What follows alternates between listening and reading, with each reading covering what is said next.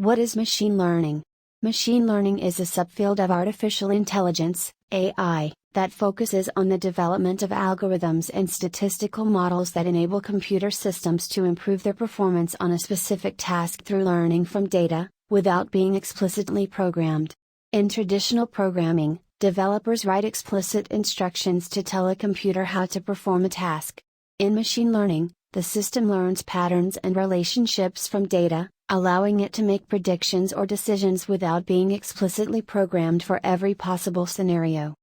There are several types of machine learning approaches, including supervised learning. The algorithm is trained on a labeled dataset, where the input data is paired with corresponding output labels. The goal is for the algorithm to learn the mapping from inputs to outputs so that it can make predictions on new, unseen data.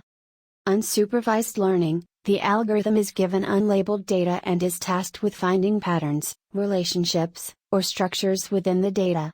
Clustering and dimensionality reduction are common tasks in unsupervised learning.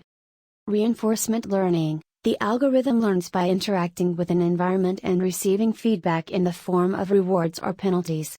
The goal is for the algorithm to learn a policy that maximizes the cumulative reward over time.